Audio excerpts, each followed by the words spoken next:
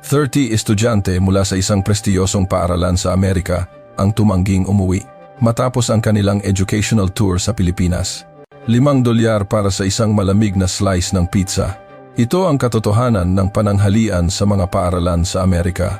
Ngunit sa Pilipinas, isang masustansyang pagkain na may 7 putahe, isang di kapanipaniwalang pagkakaiba ang nabunyag. 30 estudyante sa high school mula sa Los Angeles, Amerika ang nakaranas ng buhay sa isang paaralan sa Pilipinas. Masustansyang pagkain na subsidized ng gobyerno, may diskwento sa pamasahe para sa mga estudyante, at 98% na saklaw ng mga CCTV camera para sa seguridad. Lahat ng estudyante ay nangakong babalik muli sa Pilipinas. Nang mag-post ang isang Amerikanong estudyante ng mga larawan ng pagkain sa paaralan sa Pilipinas sa social media, umabot ito sa 5 milyong views at sabay-sabay na ibinalita ng mga pangunahing media outlet sa Amerika. Paano nabuo ng Pilipinas ang ganitong sistema? Nagulat ang mga magulang sa Amerika.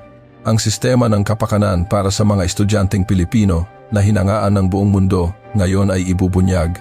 Mangyaring mag-iwan ng komento ng The Best ang Pilipinas. Ang inyong subscription at likes ay malaking tulong sa amin. Ang tanawin ng gabi sa Ninoy Aquino International Airport mula sa bintana ng eroplano ay mas maningning kaysa sa aking inaasahan. Habang tinitingnan ko ang mga kumikinang na ilaw, ang kaibigan kong si Javier sa tabi ko ay tuwang-tuwa at walang tigil sa pagkuha ng litrato. Sa totoo lang, hindi ako gaanong nasasabik. Ang pangalan ko ay Ethan. Mula ako sa Canyon High School sa Los Angeles, Amerika. Sumali ako sa Asian Cultural Immersion Trip na inorganisa ng aming paaralan para sa spring break na ito. Isang 5 araw, 4 na gabing paglalakbay kasama ang 30 estudyante at 3 guro. Kung tatanungin, hindi ko gaanong kilala ang Pilipinas maliban sa mga sikat na beach at sa mga laro na sikat doon. Ang mga kaibigan ko ay excited na, masarap daw ang adobo sa Pilipinas. Magaganda raw ang mga produktong pampaganda doon. Pero para sa akin, isa lang itong ordinaryong field trip kaya sumama na lang ako. Pagbaba namin sa eroplano at pagdaan sa immigration, mas mabilis ito kaysa sa inaasahan ko. Sa mga airport sa Amerika, normal na maghintay ng 1 oras, pero dito wala pang 20 minuto. Tinanong ako ng immigration officer sa Ingles kung ano ang pakay ko at sinabi kong educational tour. Ngumiti siya at sinabing, "Enjoy your stay." Malinis din ang lugar kung saan kinukuha ang mga bagahe.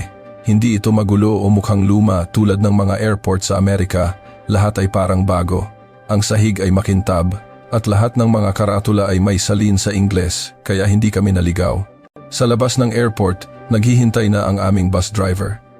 Isinakay namin ang aming mga gamit sa isang malaking tourist bus at tumulak kami papuntang Makati. Kahit lampas na 10:00 ng gabi, maliwanag pa rin ang expressway. Ang mga ilaw sa kalsada ay nakahilera at kahanga-hanga ang maayos na daloy ng mga sasakyan. Sa loob ng bus, ang mga kaibigan ko ay pagod na at natutulog o kaya ay nagse-cellphone. Binuksan ko ang aking Instagram at laking gulat ko, may wifi.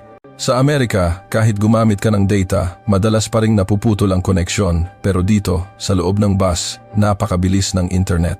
Habang tumitingin ako sa labas ng bintana, dumarami ang mga gusali. Pumasok na kami sa Metro Manila. Maraming neon signs at marami pa ring mga tao sa kalsada. Ang mga ilaw mula sa mga convenience store ay makikita kahit saan.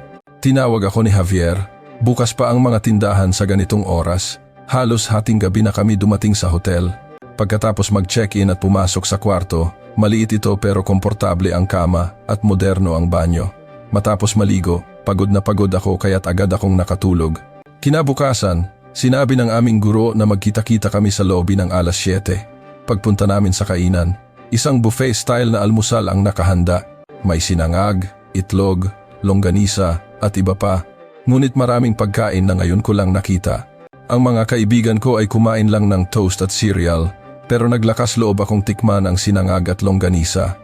Medyo maalat-alat na matamis, pero may kakaibang sarap na tumatagos sa puso. Mainit at masarap ito. Ang itlog ay mas malambot kaysa sa kinakain namin sa Amerika. Sa sandaling iyon, unang pumasok sa isip ko, hindi pala masama ang pagkain sa Pilipinas. Sa unang araw, naglibot kami sa mga makasaysayang lugar tulad ng Intramuros at mga museo. Ipinaliwanag ng aming tour guide sa Ingles ang napakahabang kasaysayan ng Pilipinas. Ang mga lumang simbahan ay kahanga-hanga at marami kaming nakitang mga taong nakasuot ng tradisyonal na kasuotan. Abala ang mga kaibigan ko sa pagkuha ng litrato habang ako ay nagmamasid lang. Ang ikalawang araw ay para sa shopping. Pumunta kami sa isang lugar na tinatawag na Bonifacio Global City, BGC, at napakaraming tao. Puno ito ng mga tindahan ng kosmetiko, damit, at kainan. Nagkagulo ang mga kaibigan ko sa pagbili ng mga face mask habang ako ay sumubok lang ng street food. Isang bagay na tinatawag na turon, matamis, mainit, at masarap. At dumating ang umaga ng ikatlong araw. Ngayon ang araw na bibisita kami sa isang high school sa Pilipinas. Sinabi ng aming guro na sasali kami sa klase kasama ang mga Pilipinong estudyante at sabay-sabay kaming manananghalian. Sa totoo lang, wala akong inaasahan. Ano bang magiging masaya sa isang school visit? Akala ko ay formalidad lang ito at matatapos din agad. Ngunit, ang aking akala ay ganap na mali. 8:00 ng umaga sa ikatlong araw, sumakay kami sa bus papunta sa isang high school sa Maynila. Isang paaralan daw ito sa Quezon City at pagdating namin, napakalaki ng gusali. Hindi ito tulad ng mga mababang gusali ng mga paaralan sa Amerika. Ito ay isang complex ng mga gusaling may 5 palapag. Pagpasok namin sa gate, nagulat ako. Ang mga estudyanteng Pilipino ay nakapila at naghihintay sa amin. May hawak silang banner na mabuhay at ang ilan ay sumasayaw sa saliw ng musikang OPM. Isang pagtanggap na hindi namin maiisip sa aming paaralan. Isang estudyanteng nagpakilalang Student Council President ang lumapit at bumati sa amin sa Ingles. "Welcome to our country. We hope you have a great experience today." Ganoon ang nilalaman ng kanyang sinabi. Pumalakpak din kami bilang tugon. Lumabas ang principal at nakipagkamay sa amin. Matapos makipag-usap sa aming guro, sinabi niya sa amin na lubusin ninyo ang karanasan sa paaralang ito. Pagkatapos, bawat isa sa amin ay binigyan ng buddy. Isang sistema kung saan ang isang Pilipinong estudyante ang mag-aasikaso sa isang Amerikanong estudyante. Ang buddy ko ay isang kaibigan na nagngangalang Miguel. Mas matangkad ako sa kanya pero mayroon siyang masayang ngiti at nakipagkamay siya sa akin. Marunong akong mag-Ingles kahit konti, kaya kung may tanong ka, sabihin mo lang sa akin, sabi niya. Nagpasalamat ako. Dinala ako ni Miguel sa aming silid-aralan. Ang mga pasilyo ay napakalinis, makintab ang sahig, at sa mga pader ay may mga drawing at poster na gawa ng mga estudyante. Walang mga graffiti o punit na poster tulad sa mga paaralan sa Amerika. Pagpasok namin sa silid-aralan, lahat ng estudyante ay nasa kani-kanilang upuan. Tumayo sila at bumati sa amin. Ipinakilala kami ng guro sa Ingles, kaya't nagpakilala rin ako. "My name is Ethan and I'm from Los Angeles." Nagsimula ang klase, oras ng Ingles, at ginagamit ng guro ang isang malaking screen para ipakita ang mga materyales. Hindi siya nagsusulat sa pisara gamit ang tisa, kundi sa isang touchscreen. May mga projector din sa mga paaralan sa Amerika, ngunit ito ang unang pagkakataon na nakakita ako ng ganito kalaking screen. Sa mga mesa ng mga estudyante, may mga tablet, digital textbooks daw. Mayroon pa ring mga papel na libro, pero karamihan ay nag-aaral gamit ang tablet. Isang sistema kung saan kapag nagpadala ng data ang guro, agad itong lumalabas sa mga tablet ng mga estudyante. Sa oras ng tanungan, napaka-aktibo ng mga estudyanteng Pilipino sa pagtataas ng kamay. Tila nag-uunahan silang sumagot. Sa Amerika, maraming estudyante ang tahimik lang sa klase, pero iba ang kapaligiran dito. Natapos ang 50 minutong klase at naging recess. 10 minutong pahinga, pero lumabas ang mga estudyante sa pasilyo. May mga magkakaibigang magkaakbay, may mga nagtatawanan. Ang mga babae sa kapwa babae at ang mga lalaki sa kapwa lalaki ay tila napakalapit sa isa't isa. Itinuro sa akin ni Miguel kung nasaan ang banyo. Nasa dulo ng pasilyo at nang puntahan ko, napakalinis nito. May sabon, toilet paper at makintab ang salamin. Ang mga banyo sa mga paaralan sa Amerika ay minsan sira ang pinto o puno ng graffiti, pero dito ay walang ganoon. Pabalik sa silid-aralan, napansin ko ang bulletin board sa pasilyo. Puno ito ng mga gawa ng mga estudyante. Mga anunsyo tungkol sa mga club, impormasyon sa college entrance exams, at iba pa. Ipinaliwanag ni Miguel na malaki ang pagbabahagi ng impormasyon sa pagitan ng mga estudyante. Ang ikalawang klase ay math. Habang nagpapaliwanag ang guro, nakatutok ang mga estudyante. May ilan ding natutulog o gumagawa ng iba. Pero karamihan ay masigasig na nagsusulat sa kanilang mga notebook. Sa Amerika, maraming nagse-cellphone sa klase, pero dito, walang cellphone na nakalabas sa mesa. Matapos ang klase, Tinanong ko si Miguel kung mahigpit ba ang mga patakaran sa mga paaralan sa Pilipinas. Ngumiti si Miguel at sumagot, may mga basic rules tulad ng bawal gumamit ng cellphone sa klase at bawal tumakbo sa pasilyo. Pero ang mga estudyante mismo ang nagsisikap na sumunod. Bago ang tanghalian, ipinakita niya sa akin ang gymnasium. May hiwalay na indoor court at sapat ang laki para sa 2 basketball court. Sa tabi nito ay may mga table tennis at badminton court. Mayroon ding hiwalay na bodega para sa mga kagamitang pang-sports at maayos na nakasalansan ang mga bola at raketa. Pumunta rin kami sa library. Nasa 3 palapag ito at napakaraming libro. May mga estudyanteng nag-aaral at mayroon ding naghahanap gamit ang computer. May librarian na handang magrekomenda ng mga libro. Mas malaki at mas tahimik ito kaysa sa library sa aming paaralan. Tinanong ako ni Miguel, malaki ba ang pagkakaiba sa mga paaralan sa Amerika? Sumagot ako ng tapat, mas maganda ang mga pasilidad at mas masigasig tingnan ang mga estudyante. Nahihiyang ngumiti si Miguel at sinabing, siguro dahil masipag mag-aaral ang mga Pilipinong estudyante. Nang mag-alas, 11:05, biglang naging maingay ang pasilyo. Lumabas ang mga estudyante mula sa kanilang mga silid-aralan na may ekspresyong puno ng pag-asa. Tinapik ni Miguel ang balikat ko. Oras na ng tanghalian, tara na sa kainan. Sumunod ako sa kanya nang walang anumang inaasahan. Pagkain lang naman yan ng eskwela, naisip ko. Ngunit, iyon ay isang malaking pagkakamali. Dagsaan ang mga estudyante sa pasilyo. Lahat sila ay patungo sa iisang direksyon. Habang ginagabayan ako ni Miguel, sinabi niyang nasa unang palapag ang kainan. Habang bumababa kami sa hagdan, naririnig ko ang usapan ng mga estudyante. Hindi ko maintindihan ang Tagalog, pero lahat sila ay mukhang masaya. Pagdating namin sa unang palapag, isang malawak na espasyo ang bumungad sa amin. Nang buksan namin ang pinto ng kainan, nagulat ako sa laki nito. Siguro ay kayang maupo ang 200 katao. Mahahabang mesa ang nakahilera at malinis ang mga upuan. Sa kisame, may mga bentilador na umiikot at malalaki at maliwanag ang mga bintana. Sa isang pader, nakapaskil ang menu. Itinuro ni Miguel ang menu para sa araw na iyon. Sinigang na manok, chicken adobo, ginisang kangkong, ensaladang talong, atsara at kanin. May ilang pangalan pa ng side dishes na nakasulat. Nakasulat ito sa Tagalog at Ingles kaya naintindihan ko. Sinabihan kaming pumila at tumayo ako sa harap ng serving counter. Ang mga Pilipinong estudyante sa unahan ay kumukuha ng kanilang mga stainless steel na tray at dahan-dahang umuusad. Nang ako na ang susunod, isang ate sa kusina ang nag-abot sa akin ng tray.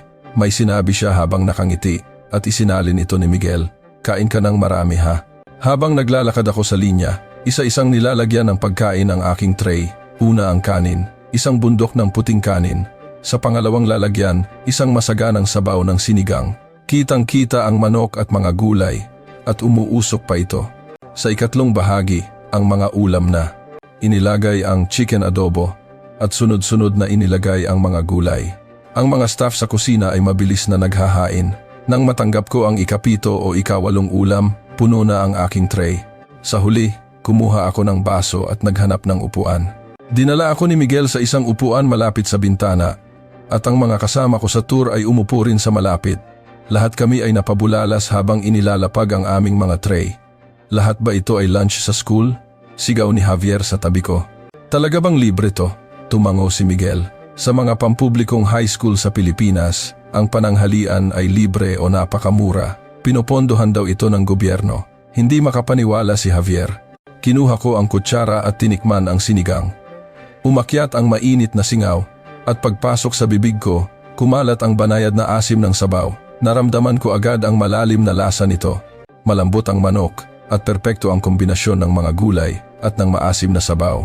Tiningnan ako ni Miguel, masarap ba? Tumango ako at sinabing, sobra. Uminom ako ng tubig at nagsimula ulit kumain. Ngayon, kasama na ang kanin. Mas lalong sumarap kapag pinagsasabay ang kanin at sabaw. Tinikman ko rin ang chicken adobo. Perpekto ang tamis-alat ng sarsa. Malambot ang karne at napakasarap isabay sa kanin. Tinikman ko rin isa-isa ang mga side dish. Ang ginisang kangkong ay simple at masarap at ang atsara ay may kakaibang tamis. Bigla kong naalala ang pananghalian sa Amerika. Sa aming paaralan, isang slice ng pizza o isang burger ang tanghalian. Karamihan ay malamig at mamantika at kailangan pa naming magbayad ng $5 para doon. Hindi masarap at hindi nakakabusog. Dito, Iba, mainit na kanin at sabaw, at maraming ulam, lahat ay libre o napakamura, at higit sa lahat, masarap, at mukhang balanse sa nutrisyon. Habang kumakain, naisip ko, ito ba talaga ang pagkain sa paaralan? Tiningnan ko ang mga Pilipinong estudyante sa kabilang mesa. Lahat sila ay natural na kumakain. Isang estudyante ang tumayo matapos maubos ang kanin at pumunta sa counter. Kumuha siya ng dagdag na kanin. Pwede palang mag-refill. Ipinaliwanag ni Miguel na kung gusto mo pa ng kanin at sabaw, pwede kang kumuha ulit. Siyempre, kung hihingi ka, bibigyan ka pa raw ng ulam. Isang sistema na hindi maiisip sa Amerika. Magbayad ng $5 para sa isang slice ng pizza at tapos na. Pero dito, libre na, may refill pa. Pumunta si Javier sa counter at kumuha ng dagdag na kanin. Pagbalik niya, natatawa siyang nagtataka. Tinanong daw siya ng ate sa Ingles kung masarap. Nang tumango si Javier, mas marami pa raw ang ibinigay sa kanya. Pagkatapos kumain, busog na busog ako.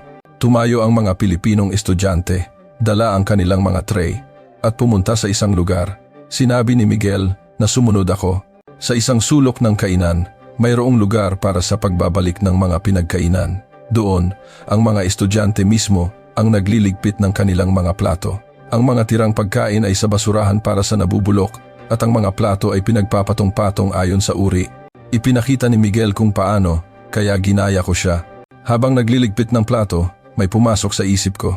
Hindi lang ito tungkol sa pagkain. Natututo ang mga estudyante na magligpit sa kanilang sarili, pahalagahan ang pagkain at sumunod sa mga patakaran. Sa Amerika, iniiwan lang ang mga tray sa mesa, pero dito, iba. Paglabas namin ng kainan, tinanong ko, lahat ba ng paaralan sa Pilipinas ay ganito ang tanghalian? Tumango si Miguel. Karamihan daw ng mga pampublikong paaralan ay may libre o murang tanghalian na pinaplano ng isang nutritionist at niluluto sa araw mismo. Kaya laging mainit at sariwa. Paglabas namin sa pasilyo, may oras pa para sa lunch break. Ang mga Pilipinong estudyante ay lumabas sa quadrangle o nagpapahinga sa silid-aralan. Nagtipon-tipon ang aming grupo at pinag-usapan ang tanghalian. Lahat sila ay namamangha. Sabi ng isang kaibigan, sana ganito rin sa mga paaralan sa Amerika. Ang isa naman ay nagsisisi na hindi niya nakuhanan ng litrato. Sang-ayon ako. Tiyak na ikukuwento ko ito sa aking mga magulang. Tinapik ako ni Miguel, mas masaya pa mamayang hapon. Pagkatapos ng klase, yayayain kitang gumala. Naging interesado ako kung ganito ang antas ng kanilang tanghalian.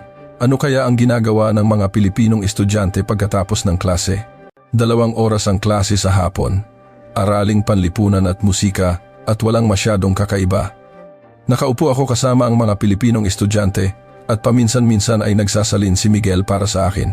Pero hindi ito nakakabagot. Nang tumunog ang bell ng 4:00, oras na ng uwian. Nagsimulang mag-ayos ng gamit ang mga estudyante at muling naging maingay ang pasilyo. Tinanong ako ni Miguel kung may oras pa ako. Niyaya niya akong gumala. Nagpaalam ako sa aming guro. Pwede po ba akong lumabas kasama ang isang Pilipinong kaibigan? Pumayag ang guro basta't makakabalik ako sa hotel bago mag-6:00. Ilan din sa mga kaibigan ko ang lumabas kasama ang kanilang mga buddy. Paglabas ng paaralan, naghiwa-hiwalay ang mga estudyante. Ang ilan ay papunta sa sakayan ng jeep, ang ilan sa istasyon ng bus. Dinala ako ni Miguel sa isang eskinita sa harap ng paaralan. Magkabilaan ay may mga tindahan. Una kaming pumasok sa isang bookstore. Maliit na tindahan pero siksik sa mga paninda. May mga ballpen, notebook, sticker, pambura at iba pa. Kumuha si Miguel ng isang ballpen at tinanong kung magkano. 10 piso raw, sabi ng tindera. Wala pang 25 cents sa dolyar ng Amerika. Sa Amerika, ang isang ballpen ay $3. Nagtaka ako at tinanong din ang presyo ng notebook. 20 piso raw, wala pa sa kalahati ng presyo sa Amerika. Bumili si Miguel ng ilang sticker. Regalo raw sa kanyang mga kaibigan. Gusto ko ring bumili pero wala akong perang Pilipino kaya tumingin na lang ako. Napansin iyon ni Miguel at sinabing, okay lang, yan, sa susunod na bumalik ka, bumili ka. Paglabas namin sa bookstore, naglakad kami ng kaunti. Nakakita kami ng mga nagtitinda ng fishball, isang convenience store at isang coffee shop. May mga estudyanteng kumakain ng fishball, bumibili ng chichirya sa convenience store.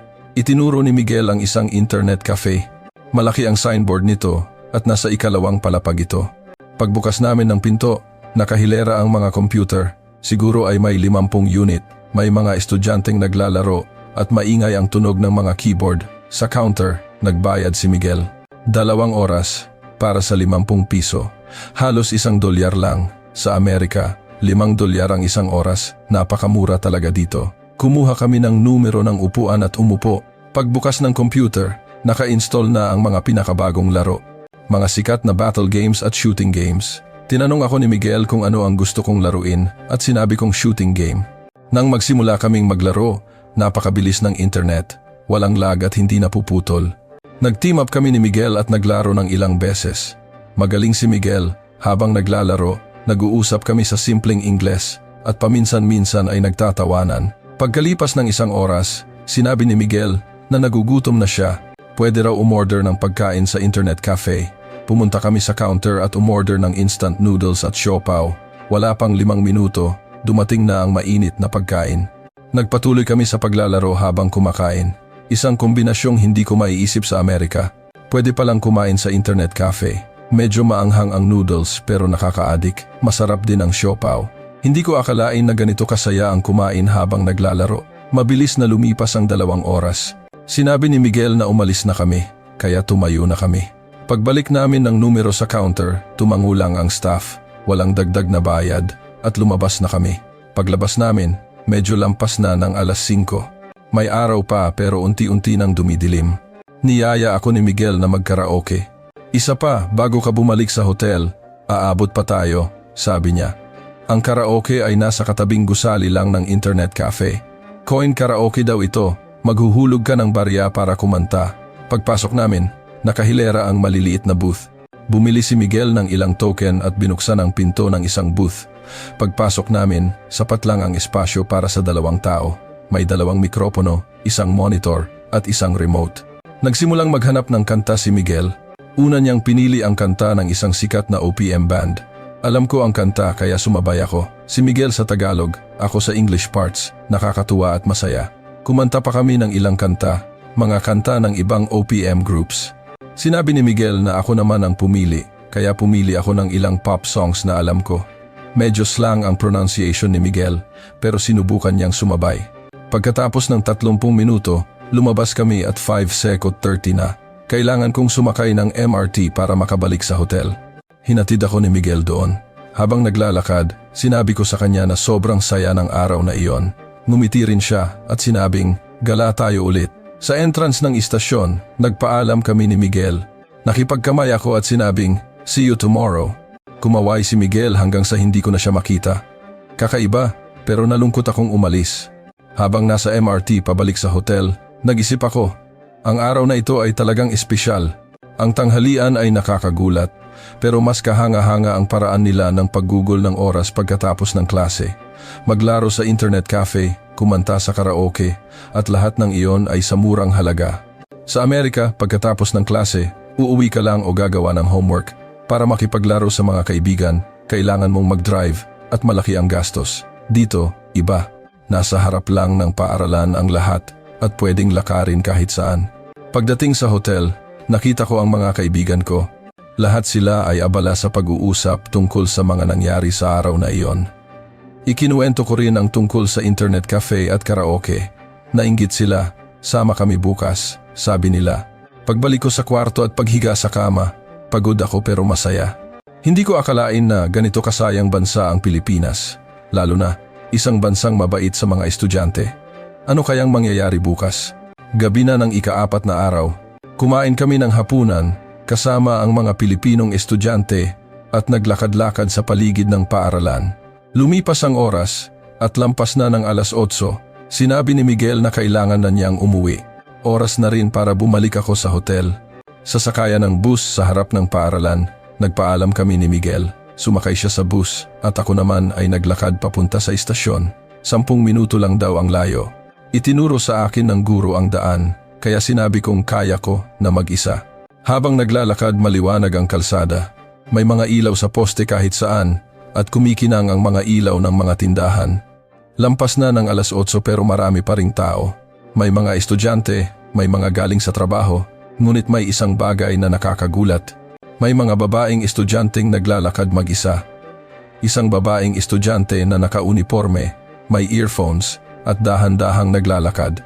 Dalawang babae na magkaakbay na pumasok sa isang convenience store. Sa Los Angeles, hindi ito mangyayari.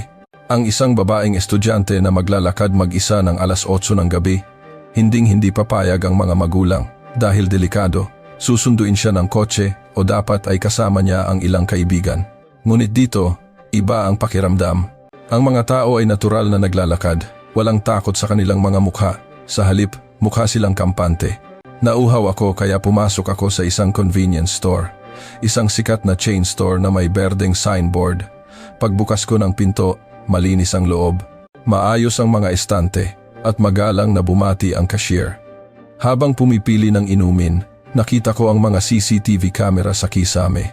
Hindi lang isa o dalawa, sakop nito ang bawat sulok ng tindahan. Malapit sa pinto, mayroon ding emergency bell. Isang pulang buton na may nakasulat na pindutin sa oras ng emergency. Kumuha ako ng isang bote ng soft drink at pumunta sa counter. Dahan-dahang nagtanong ang cashier sa Ingles. Ito lang po, tumango ako at inaabot ang aking card. Matapos magbayad, sinabi ng cashier, "Salamat po." Paglabas ko sa convenience store, naglakad ulit ako. May pedestrian lane pero pula ang ilaw. Habang naghihintay, isang lola ang tumayo sa tabi ko. Nang maging berde ang ilaw, dahan-dahang tumawid ang lola. At isang nakakamanghang bagay ang nangyari. Ang mga sasakyan ay ganap na huminto. Naghintay sila hanggang sa makatawid ang lola. Walang bumusina, walang sumingit, tahimik lang silang naghintay.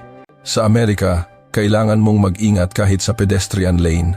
Kahit berde ang ilaw, may mga sasakyang nagmamadaling dumaan, lalo na ang mga lumiliko sa kanan na madalas hindi nakikita ang mga pedestrian. Dito, ganap na iba. Habang tumatawid, naisip ko, inuuna ng bansang ito ang mga pedestrian, lalo na ang mga mahihina tulad ng mga estudyante at matatanda. Dumating ako sa istasyon, pagbaba ko sa hagdan, narating ko ang platform. Sa gilid ng platform, may mga security guard, napakarami nila. Ipinaliwanag sa amin na ito ay para maiwasan ang mga aksidente. Sa subway sa Amerika, wala nito. Bukas ang riles at may dilaw na linya lang sa gilid. Minsan, may mga aksidente.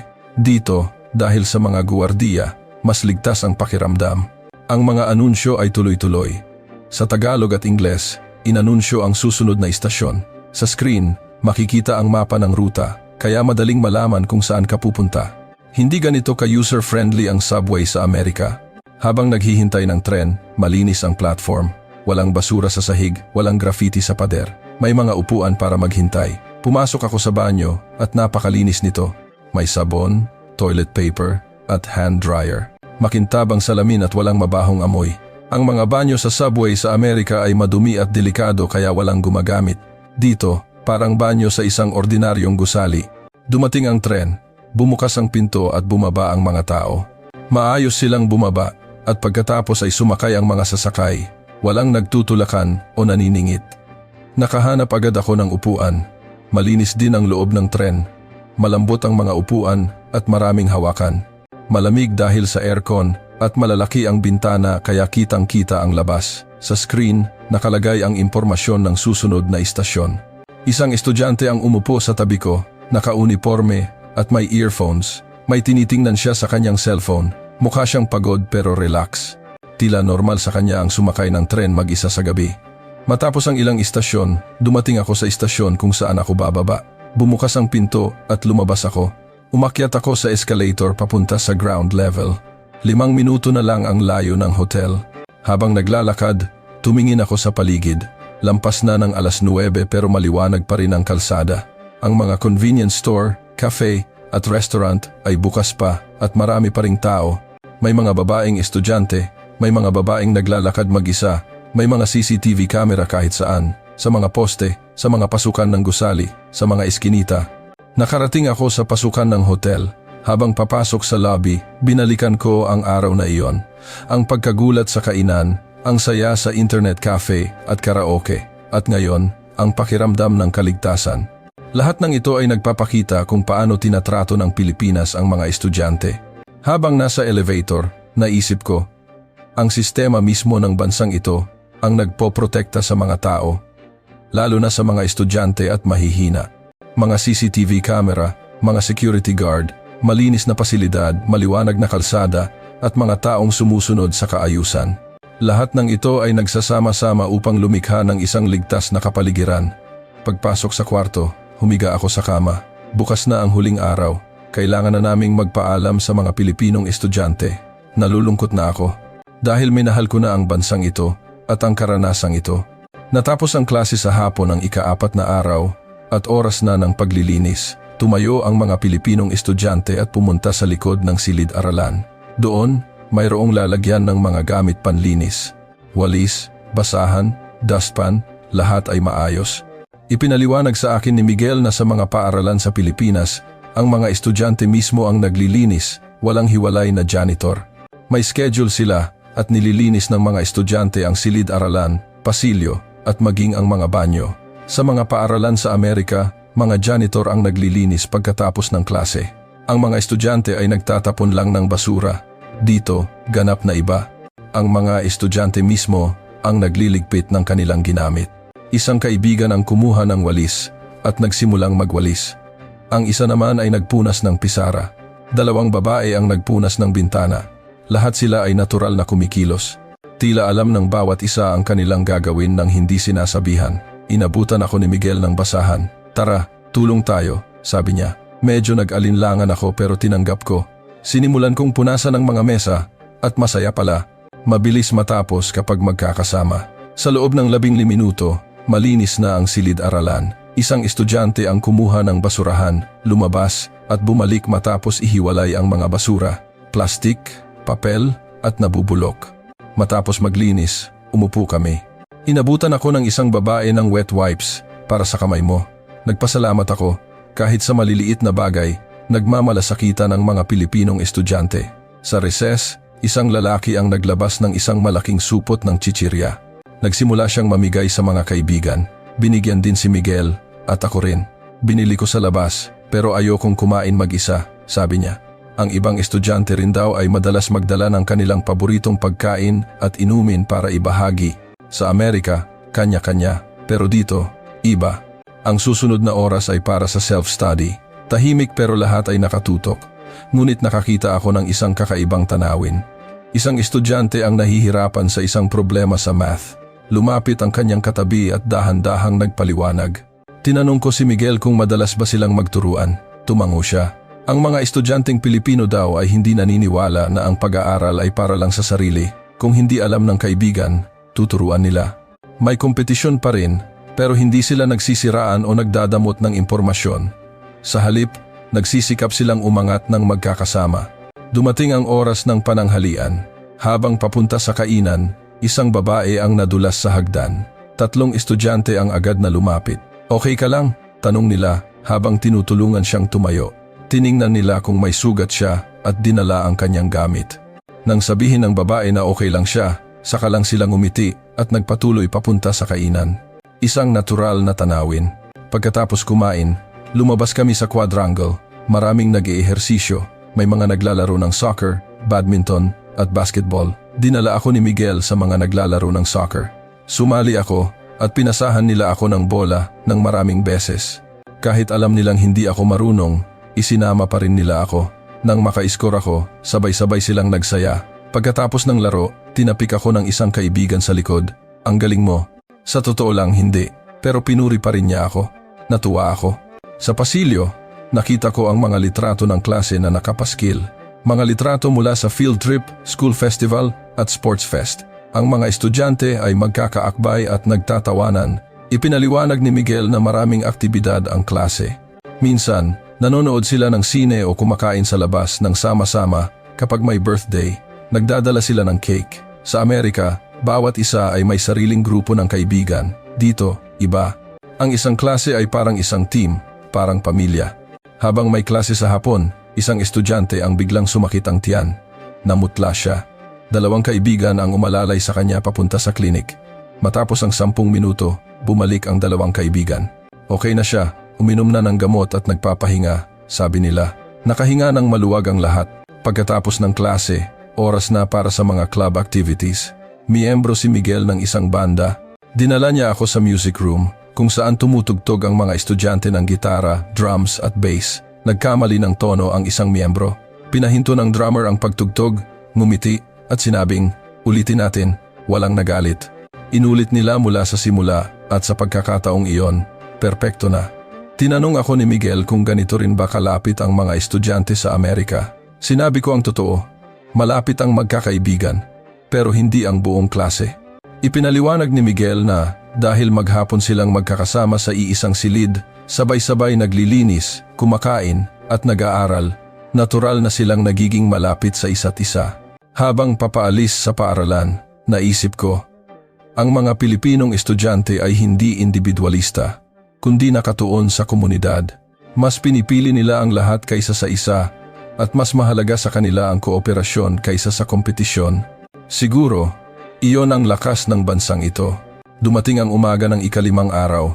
Huling bisita namin sa paaralan sa umaga at sa hapon ay papunta na kami sa airport. Habang nag-iimpake, kakaiba ang bigat sa aking dibdib. Ilang araw pa lang pero nalulungkot na ako. Pagdating namin sa paaralan, 9:00 na. Nagtipon ang mga Pilipinong estudyante sa silid-aralan. Mas tahimik kaysa karaniwan. Kumaway sa akin si Miguel pero hindi masaya ang kanyang mukha. Sinabi ng kanilang guro na may inihanda silang espesyal na oras, isang farewell party. Pumunta kami sa gymnasium. May mga upuang nakahilera sa entablado para sa amin. Ang mga Pilipinong estudyante ay naupo sa audience. Nagsimula ang musika. Umakyat sa entablado ang Student Council President at nagsalita sa Ingles. Sa maikling panahon, naging mabuting magkakaibigan tayo. Sana'y mag-ingat kayo pagbalik sa Amerika. Sunod, may mga nagtanghal. Isang dance group ang sumayaw ng OPM medley. Pagkatapos, ang banda ni Miguel. Tumugtog sila ng isang OPM song at isang English song. Ang huling kanta ay tungkol sa pagkakaibigan. Pagkatapos ng kanta, isang estudyante ang lumabas na may hawak na papel, isang sulat na isinulat para sa amin. Dahan-dahan niya itong binasa sa Ingles. Tungkol ito sa kung paano kami naging magkaibigan. Pagkatapos, tumayo ang lahat ng Pilipinong estudyante. Lumapit sila sa amin. Bawat isa ay may hawak na maliit na sobre. Lumapit si Miguel sa akin. Buksan mo, sabi niya habang nakangiti. Sa loob, may isang sulat. Nakasulat sa Tagalog, pero may salin sa Ingles sa ibaba. Habang binabasa ko, nanikip ang dibdib ko. Isinulat ni Miguel na noong una, nag-aalala siya dahil hindi siya magaling mag-Ingles, pero natuwa siya dahil mabait daw ako. Masaya raw siya sa mga ginawa namin ang pagpunta sa internet cafe, pagkanta sa karaoke, at pagkain ng sabay. Sana raw ay abutin ko ang aking mga pangarap pagbalik sa Amerika. Sa dulo ng sulat, nakasulat ang kanyang social media account. Keep in touch. Tumingin ako kay Miguel. Namumula ang kanyang mga mata. Naramdaman kong nangingilid din ang aking mga luha. Ang ibang mga kaibigan ko ay tumatanggap na rin ng sulat. Ang ilan ay umiiyak na. Sa loob ng sobre, mayroon ding maliit na regalo. Mga pagkaing Pilipino, postcard sticker. Binigyan ako ni Miguel ng isang keychain, hugis tarsier, para hindi mo makalimutan ang Pilipinas. Kinuha ko mula sa aking bag ang inihanda ko. Mga tsokolate mula sa Amerika. Tuwang-tuwa si Miguel. Bumalik kami sa silid-aralan. Huling 3 minuto para sa malayang oras. Nagpalitan kami ng contact info. Isang babae ang lumapit sa kaibigan ko at nagbigay ng isang maliit na woven bracelet. Ginawa raw niya iyon. Niyakap siya ng kaibigan ko. Nag-usap kami ni Miguel sa huli. Kamusta ang Pilipinas? Tanong niya. Sinabi ko ang totoo. Noong una, wala akong inaasahan pero ito ang naging pinakamagandang biyahe ko. Masarap ang pagkain, maganda ang mga pasilidad at mababait ang mga tao. Lalo na ang mga kaibigang tulad mo. Ngumiti siya at nagpasalamat. Tumingin ako sa relo, 10:30 na, aalis na raw ang bus. Paglabas namin sa silid-aralan, nakapila ang mga Pilipinong estudyante sa pasilyo para ihatid kami. Habang naglalakad kami papunta sa gate, pumalakpak sila. May sumigaw ng, "Babalik kayo ha?" Kumaway ako. Sumakay ako sa bus at umupo sa tabi ng bintana. Nakatayo si Miguel sa labas kumakaway. Kumaway din ako. Nang umandar na ang bus, lumingon ako. Kumakaway pa rin sila. Habang papalayo, tumulo ang luha ko. Sinabi ni Javier sa tabi ko, naiiyak din ako. Ang ibang mga kaibigan ko ay binabasa muli ang kanilang mga sulat. Binuksan ko ulit ang sulat ni Miguel. Habang binabagtas namin ang mga kalsada ng Maynila, naalala ko ang mga nakaraang araw, ang pagkain, ang saya, ang ligtas na mga gabi, ang pagkakaibigan, at ang sulat na natanggap ko ngayon. Sabi ng isang kaibigan, hinding-hindi ko makakalimutan ang biyaheng ito. Sang-ayon kaming lahat. Isang malaking swerte ang makilala ang bansang Pilipinas at ang mga Pilipinong estudyante. Papunta sa airport, naisip ko, babalik ako, tiyak na babalik ako. Tahimik ang bus papuntang airport. Lahat ay nakatingin sa labas o binabasa ang kanilang mga sulat. Tinawag ako ni Javier. Hindi ko alam na ganito kaganda ang Pilipinas. Tumango ako. Nagulat din ako. Sumali ang isa pang kaibigan. Yung pagkain ang pinakanakakagulat. Libre na, masarap pa, at masustansya. Sabi naman ng isa, para sa akin, yung kaligtasan. Alas 9 ng gabi, may mga babaeng estudyanteng naglalakad mag-isa, puno ng CCTV at security guard. Sabi ko naman, yung kultura ng mga estudyante ang nagustuhan ko. Nagmamalasakitan, nagbabahaginan ng pagkain, sabay-sabay naglilinis. Mas mahalaga ang komunidad kaysa sa sarili. Isang kaibigan ang nagtanong, bakit kaya ganito kaunlad ang Pilipinas? Nag-isip kaming lahat. Sinabi ko ang aking palagay, siguro dahil namumuhunan sila sa susunod na henerasyon. Kapag inalagaan mo ang mga estudyante, uunlad ang bansa. Dumating kami sa airport. Pagkatapos mag-check-in, bumili ang mga kaibigan ko ng mga pasalubong na pagkaing Pilipino at kosmetiko. Bumili ako ng isang kahon ng polvoron. Gusto kong maalala ang lasa nito sa Amerika. Oras na ng boarding. Pag-upo ko sa eroplano, nag-message ako kay Miguel. Nasa eroplano na ako. Maraming salamat. Ikaw ang pinakamagaling na kaibigan. Magsusulatan tayo. Agad siyang sumagot. Ingat sa biyahe. Mag-message ka pagdating mo sa Amerika. Huwag mo kaming kalimutan. Umalis ang eroplano. Mula sa bintana unti-unting lumiliit ang Maynila. Habang papalayo, sinabi ni Javier, gusto kong bumalik. Ako rin. Kinuha ko ang aking notebook at nagsimulang magsulat. Mga natutunan ko sa Pilipinas. Una, ang pagkain ay karapatan ng estudyante. Pangalawa, ang kaligtasan ay nililikha ng sistema. Pangatlo, mahalaga ang komunidad. Pang-apat, ang pamumuhunan sa susunod na henerasyon ang nagpapaunlad sa bansa. Habang nagsusulat, napagtanto ko, hindi lang ito isang biyahe, isang karanasang nagpabago sa pananaw ko sa buhay. Pagkalipas ng mahigit 10 oras, dumating kami sa Los Angeles. Sa labas ng airport, naghihintay ang aking mga magulang. Ikinuwento ko sa kanila ang lahat tungkol sa Pilipinas. Pagdating sa bahay, inilagay ko ang mga regalong natanggap ko sa aking mesa. Ang sulat ni Miguel, ang keychain, ang mga pagkain. Binuksan ko ang aking laptop. Nagsimula akong mag-type sa keyboard. Kadarating lang mula sa aming educational tour sa Pilipinas. Sa totoo lang, wala akong inaasahan. Pero mali ako. Tinatrato ng Pilipinas ang mga estudyante hindi bilang customer, kundi bilang kinabukasan. Libreng masustansyang pagkain, ligtas na mga kalsada, murang pamasahe, lahat ay para sa mga estudyante. Maraming dapat matutunan ng Amerika. Sa halip na $5 na malamig na pizza, isang mainit at libreng tanghalian. Sa halip na delikadong mga gabi, isang ligtas na kapaligiran. Sa halip na individualismo, isang diwa ng komunidad. Maraming salamat sa mga kaibigang nakilala ko sa Pilipinas, lalo na kay Miguel. Dahil sa inyo, nagbago ang buhay ko. Tiyak na babalik ako. Nagpost ako at naglakip ng mga litrato. Ilang minuto lang, nagsimulang dumating ang mga komento.